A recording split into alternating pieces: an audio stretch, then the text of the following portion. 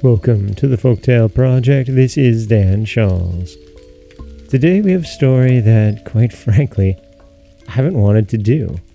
It's a Japanese story, and a tale that is found in so many of the Japanese fairy tale and folk books that I have, that eventually it has just won out. It's a story very similar to the Korean tale in the someone from the country discovering modern inventions that we had a few weeks ago. But, well, this particular version is a bit different, and I do like it very much. This is Reflections from Chinese Fairy Tales. Long enough ago there dwelt within a day's journey of the city of Kyoto a gentleman of simple mind and manners, but good estate. His wife, rest her soul, had been dead these many years, and the good man lived in great peace and quiet with his only son. They kept clear of womankind, and knew nothing at all of either their winning or their bothering ways. They had good, steady men-servants in their house, and never set eyes on a pair of long sleeves or a scarlet obi from morning till night. The truth is, they were happy, as the day is long. Sometimes they labored in the rice fields, other days they went a-fishing. In the spring, forth they went to admire the cherry flower or the plum, and later they set out to view the iris or the peony or the lotus, as the case may be. At these times they would drink a little sake, and twist their blue and white tengui about their heads, and be as jolly as you please, for there was none to say nay. Often enough they came home by lantern light. They wore their oldest clothes, and were mighty irregular at their meals. But the pleasures of life are fleeting, more's the pity, and presently the father felt old age creeping upon him. One night, as he sat smoking and warming his hands over the charcoal, "Boy," says he, "it's high time you got married." "Now the gods forbid," cries the young man. "Father, what makes you say such terrible things? Or are you joking? You must be joking," he says. "I'm not joking at all," says the father. "I never spoke a truer word, and that you'll know soon enough." "But, father, I'm mortally afraid of women." "And am I not the same?" says the father. "I'm sorry for you, my boy." "Then what for must I marry?" says the son. "In the way of nature I shall die before long, and you'll need a wife to take care of you." Now the tears stood in the young man's eyes when he heard this, for he was tender-hearted. But all he said was, "I can take care of myself very well." "That's the thing, you cannot," said his father. The long and short of it was that they found a young man a wife. She was young and pretty as a picture. Her name was Tassel, just that, or Fusa, as they say in her language. After they had drunk down the 3 times 3 together, and so became man and wife, they stood alone, and the young man looking hard at the girl. For the life of him, he did not know what to say to her. He took a bit of her sleeve and stroked it with his hand. Still he said nothing, and looked mighty foolish. The girl turned red, turned pale, turned red again, and burst into tears. "Honorable Tassel, don't do that, for the dear God's sake," says the young man. "I suppose you don't like me," sobs the girl. "I suppose you don't think I'm pretty." "My dear," he says, "you're prettier than the bean flower in the field. You're prettier than the little bantam hen in the farmyard. You're prettier than the rose carp in the pond. I hope you'll be happy with my father and me." At this she laughed a little and dried her eyes. "Get on another pair of hakama," she says, "and give me those that you've got on. There's a great hole in them. I was noticing it all the time of the wedding." Well, this was not a bad beginning, and taking one thing with another they got on pretty well. Though, of course, things were not as they had been in that blessed time when the young man and his father did not set eyes upon a long sleeves or an obi from morning till night. By and by, in the way of nature, the old man died. It is said that he made a very good end, and left that in his strong box which made his son the richest man in the countryside. But this was no comfort at all to the poor young man, who mourned his father with all his heart. Day and night he paid reverence to the tomb.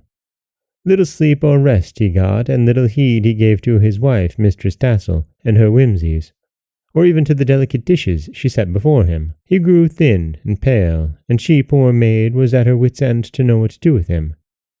At last she said, "My dear, how would it be if you were to go to Kyoto for a little?" "And what should I do that for?" he says. It was on the tip of her tongue to answer, "To enjoy yourself."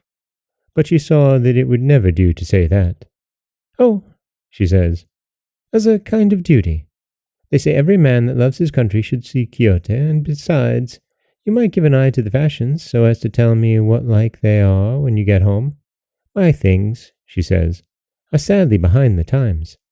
I'd like well enough to know what people are wearing. I have no heart to go to Kyoto," says the young man. "And if I had, it's the planting out time of the rice, and the thing's not to be done, so there's an end of it." All the same, after 2 days, he bids his wife get out his best hakama and honori, and to make up his bento for a journey. "I'm thinking of going to Kyoto," he tells her. "Well, I am surprised," says Mistress Tassel. "And what put such an idea into your head, if I may ask?" "I've been thinking it's a kind of duty," says the young man. "Oh, indeed," says Mistress Tassel to this and nothing more, for she had some grains of sense. And the next morning, as ever, she was packs her husband off bright and early for Kyoto, and betakes herself to some little matter of house-cleaning she has on hand. The young man stepped out along the road feeling a little better in his spirits, and before long he reached Kyoto. It is likely he saw many things to wonder at. Amongst the temples and palaces he went, he saw castles and gardens, and marched up and down fine streets of shops, gazing about him with his eyes wide open, and his mouth too, for very like he was a very simple soul. At length one fine day he came upon a shop full of metal mirrors that glittered in the sunshine. "Oh, the pretty silver moons," says the simple soul to himself, and he dared to come near and take up a mirror in his hand. The next minute he turned as white as rice and sat him down on the seat of the shop door, still holding the mirror in his hand and looking into it. "Why, father," he said, "how did you come here? You are not dead, then? Now, the dear gods be praised for that, yet I could have sworn.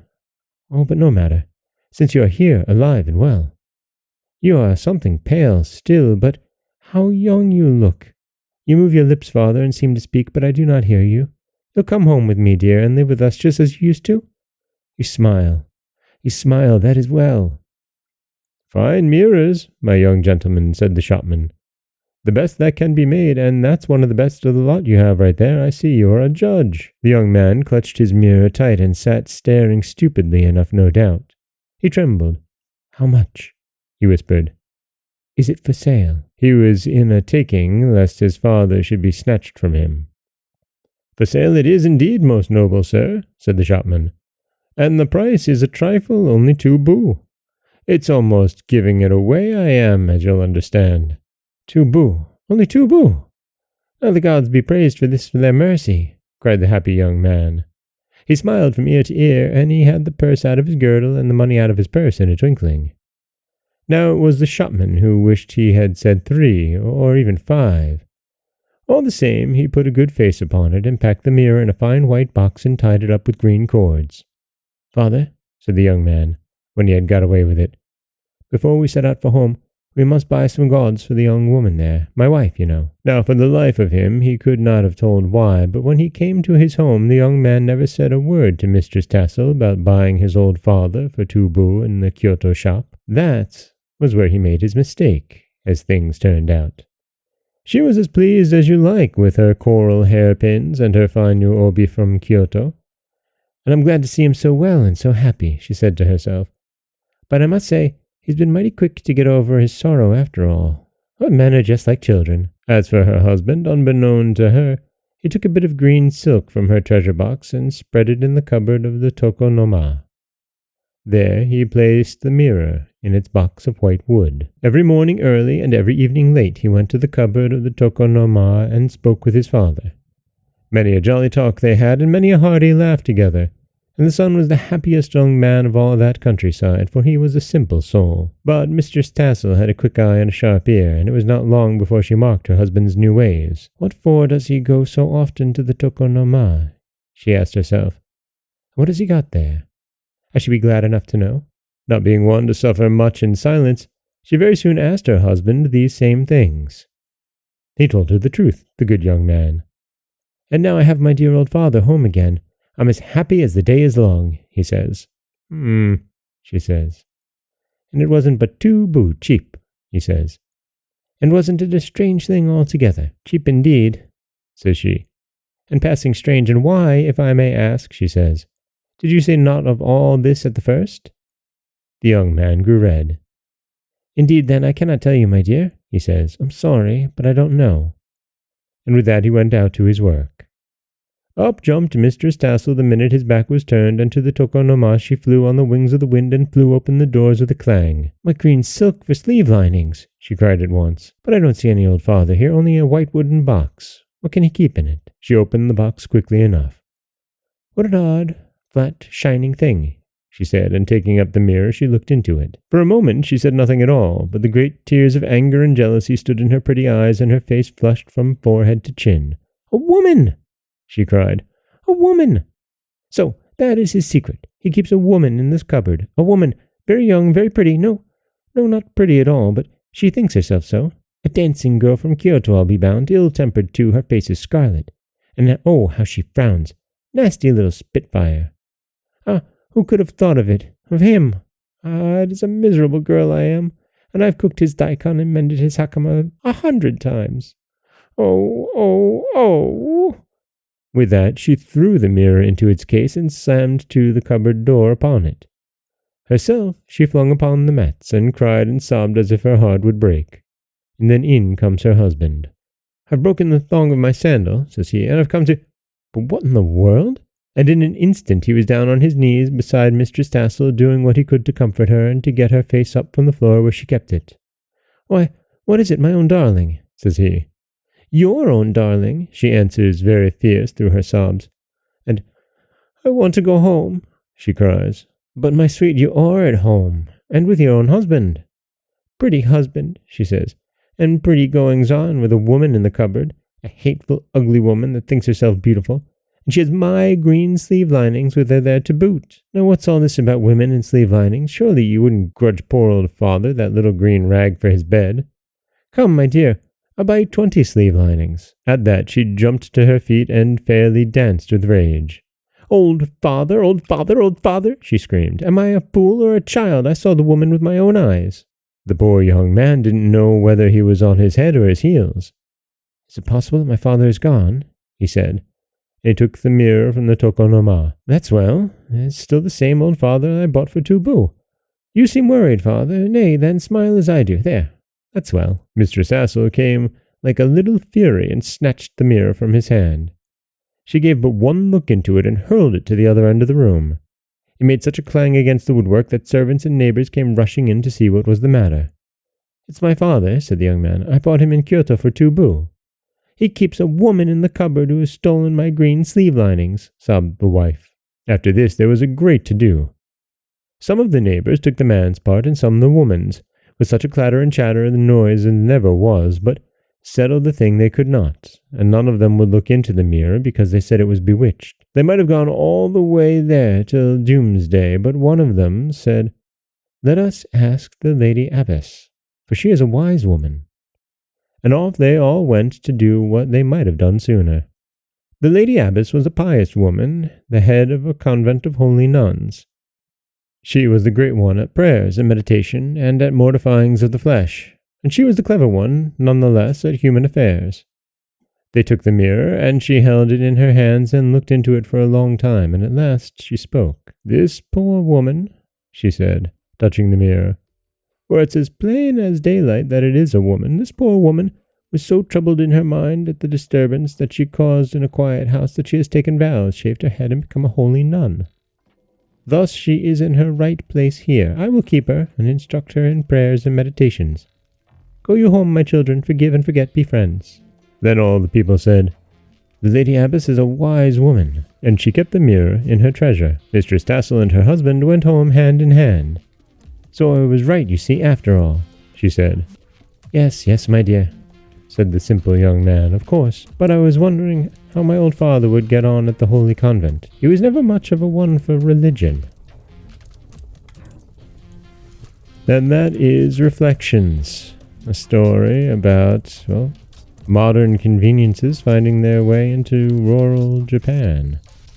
This one in particular, as I said, its story is everywhere, but I do really, really enjoy the ending. In fact, the only reason that I bring this to you is because of this last line by the young man, that he wonders how his father would get on at the convent, because he really wasn't a religious guy. I do like that. It kind of rounds out the whole story in my eyes. This is Dan Scholz for the Folktale Project. Don't forget that you can subscribe to the podcast on Apple Podcasts, Spotify, anywhere that you like to get your podcasts. You can follow us on Instagram and Threads at Folktale Project. If you'd like to help support the project, you can head over to patreon.com/folktaleproject. Or you could always just share the stories with someone you love. I do appreciate that. As always, thank you so much for listening.